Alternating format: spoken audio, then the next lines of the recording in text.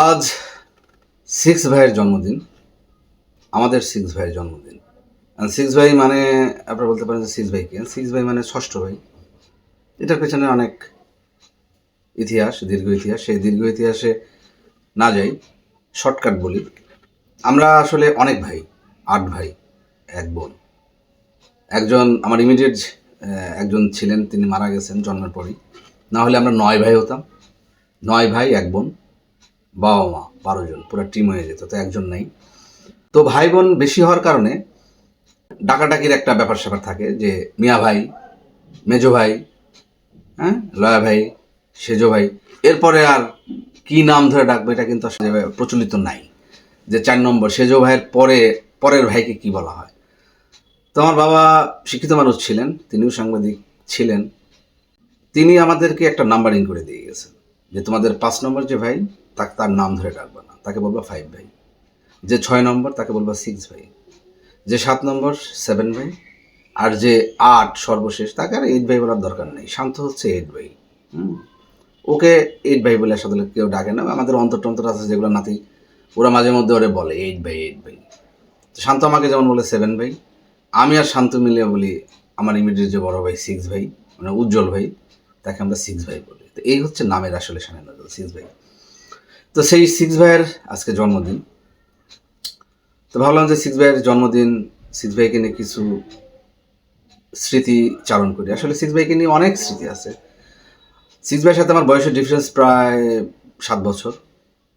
আমার যদি 45 হয়, ভাইয়ের প্রায় 51 পার হয়ে গেল মেবি।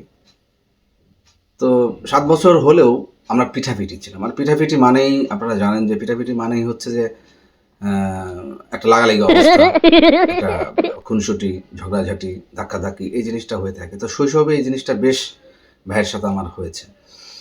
তো শৈশবে হয়েছে বলেই যেটা বড়বেলায়ও নাই, বিষয়টা তা না। আসলে ভাইয়ের সাথে আমার এই খুনসুটি, পিঠাপিঠির যে সম্পর্কটা, এটা এখনও রয়ে গেছে। এবং ছোটোবেলা থেকেই ভাইয়ের জ্বালায় আসতেছি, স্টিল নাও, এখনও বয়স হয়ে গেল ওই যে পিঠাপিঠি।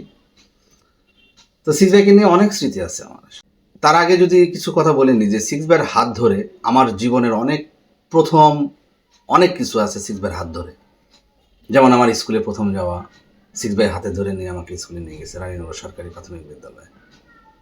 আবার নিয়ে আসছে, মানে স্কুল ধরানো যে বিষয়টা, 6 ভাইয়ের হাত ধরে আমার স্কুলে যাওয়া। আমার যখন এসএসসি পরীক্ষা, আমাদের সেন্টার পড়লো দুলাই, সেই দুলাই সেন্টারে 6 ভাই আমার সাথে করে নিয়ে গেছে।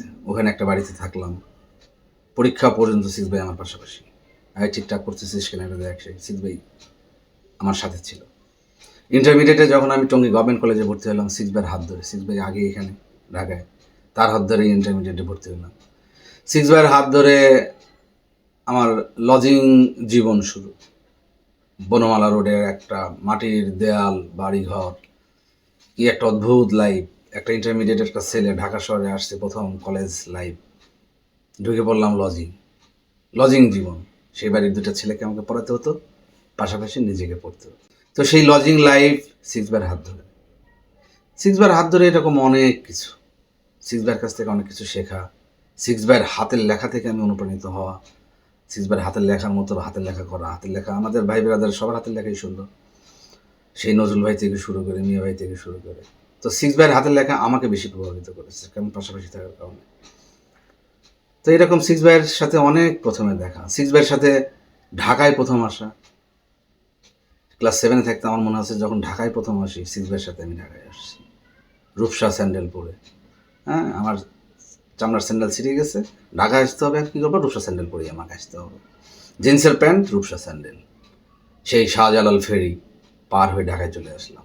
ইস্তেমার মধ্যে এখন ভাই দেখলো যে রূপসা স্যান্ডেল, রূপসা স্যান্ডেল তো চলবে না রে ভাই, ধুম ধারাক্কা স্যান্ডেল, চামড়ার স্যান্ডেল কিনে দিল, জিন্সের প্যান্ট পুরো সাজায় দিল 6 ভাইয়ের হাত ধরে।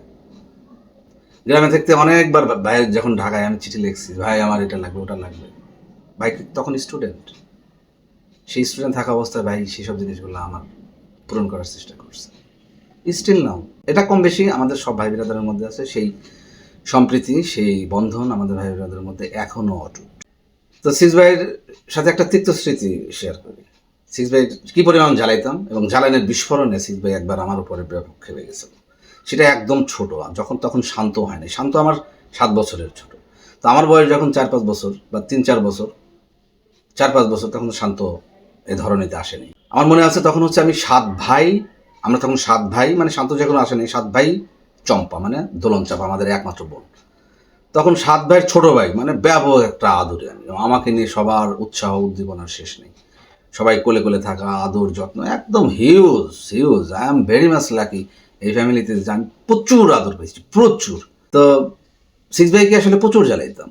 একবার মনে আছে, এটা আমার মনে নেই, মার মুখে শোনা, আমার বয়স নাকি তখন 1 বছর বা 1.5 বছর, হ্যাঁ, হাঁটি মোটামুটি। তখন 6/3-4 পড়ে। তো তখন সে ধারাপাত পড়তেছিল। ধারাপাত হচ্ছে যে ওই নামতা, 2 অক্ষে 2 দ্বিগুণ, এরকম ছোট একটা লাল ধারাপাত। তো মা নাকি 6 পাশে আমার বসায় রাখছে, উনি পড়তেছে, আমার পাশে বসে রাখছে। তো আমি হলো গুদুম গুদুম ওই সময়, হ্যাঁ খাচ্ছি, এরকম একটা অবস্থা, কথা বলতে পারি না, বাট দুষ্টামিতে শিরোমণি। ভাই ধারাপাত পড়তে পড়তে, নামতা পড়তে পড়তে ভাই ঘুমায় গেছে। পড়তে গেলে ঘুমায় আসে, ভাই ঘুমায় গেছে। এই ফাঁকে আমি কি করছি, এই ফাঁকে ধারাপাত ট্রাইনে সব ছিঁড়ছি, ছিঁড়ে মেরে খাইছি। হ্যাঁ, লাল ধারাপাত খাইছি, কিছু খাইছি, কিছু ছিঁড়ে ছিঁড়ে রেখে দিচ্ছি। মা একটু পরে এসে বলছে, আরে উজ্জ্বল, এই কি হয়েছে, কি হয়েছে? চঞ্চল যে তোর ধারাপাত খাইয়া ফেলাইলো, ও লাভ দিয়ে উঠছে, হ্যাঁ আমার ধারাপাত, আমার ধারাপাত, ধারাপাত। পরে তারা ধারাপাত আবার নতুন করে কিনে দেওয়া হয়েছে। তো ভাইয়ের এরকম অনেক জিনিস আমি নষ্ট করছি, অনেক জিনিস, বই পুস্তক থেকে শুরু করে। পোশাক আশাকের তো কোনো কথাই নেই। ওনার যে পোশাক, ওনার যে গেঞ্জি ভালো লাগছে উনি পরতেছে, ওটা আমরা গায়ে দিয়ে চলে গেছি। না আমার ভালো লাগছে এটা দিতাম। স্যান্ডেল, জুতা, ট্রাউজার, ট্রাক শুট, হিউজ। তো এটা শুধু আমার আর 6 ভাইয়ের ক্ষেত্রে না, এটা এই এক্সচেঞ্জ পোশাক আশাক থেকে শুরু করে এই মিল মোহাম্মদটা A to Z আমাদের সব ভাই বোনেদের মধ্যে আছে। তো পিঠাপিঠি থাকার কারণে 6 ভাইয়ের সাথে আমার এই ইয়াগুলা বেশি হতো, বেশি জ্বালাইছি প্রচুর। সেই ধারাপাতের থেকে শুরু হয়েছে, স্টিল না সেই জ্বালানোটা আছে এই 6 ভাই। তো বেশি জ্বালাইলে অনেক সময় আসেন না বড় ভাইরা, যে ছোট ঠিক আছে, ছোট হিসাবে ট্রিটমেন্ট করছে, কিন্তু মাঝে মধ্যে কিন্তু রেগে যায়। 6 ভাই এরকম একবার রেগে গেছিল, আমার মনে আছে তখন। এটা ঘটনাটা আসলে মায়ের কাহিনী, হ্যাঁ, পিঠাপিঠির কাহিনী বলে আমার মনে আছে। আমার মনে আছে তখন 3 থেকে 4 বছর আমার মনে হয় বয়স। আমাদের বাড়ির পেছন পশ্চিম সাইডটা হচ্ছে আমাদের মসজিদ। তো মসজিদের গড়ানটা ছিল, এখন তো অনেক চেঞ্জ হয়ে গেছে। তো এই গড়ানে আমি মুড়ি খাচ্ছিলাম একটা ছোট পাতিলে। মা মুড়ি দিছে আর গুড় দিছে, গুড় খাচ্ছি আর হাঁটতেছি ফিরতেছি। তো 6 ভাই কোথাও যাচ্ছে, 6 ভাইয়ের সাথে যেন এক কথায় 2 কথায় লেগে গেছে। তো তাকে বেশি জ্বালাই, তার রাগও আছে হয়তো বা। তো এক কথায় দুই কথায় চেয়ে আমি তার কোনো কথা শুনি নাই হয়তো বা, একটু স্বেচ্ছাচারী ছিলাম, বেশি আদর সবচেয়ে। পা তেল্লা নিয়ে শুরু করলো মার, পিঠের উপর ঠাস ঠাস করে দেওয়া শুরু করলো। আমি তো মায়ের খাওয়ার পর স্তম্ভিত, আমার গায়ে হাত। এই ফ্যামিলিতে আমি সবার ছোট ছিলাম, আমার গায়ে হাত, মানে আমি স্তম্ভিত হওয়ার পরে দেখি যে না মার থামতেছে না, মার দিচ্ছে।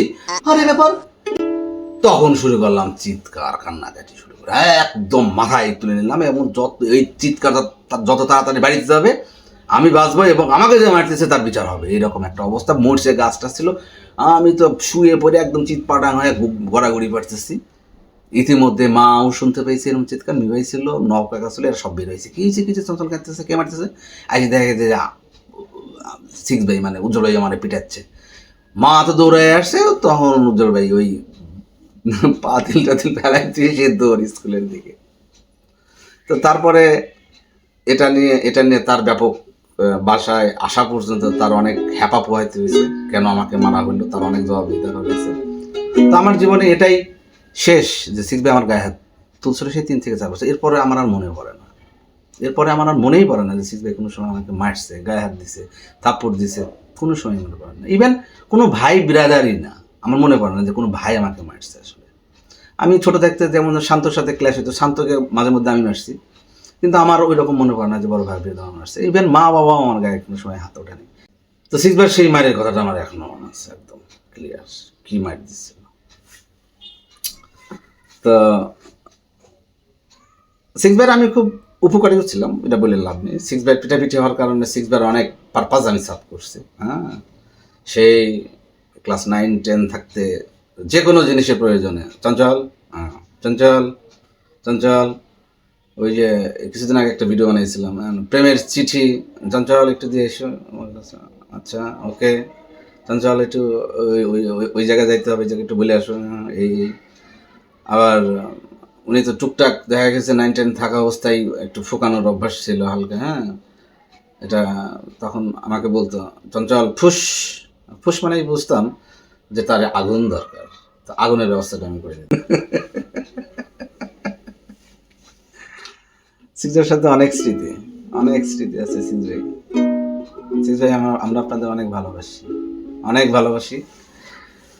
মাঝে আমার একটা ব্যবহারে আপনি অনেক কষ্ট পেয়েছিলেন, আমি অনেক দুঃখিত, অনেক সরি বলছিও।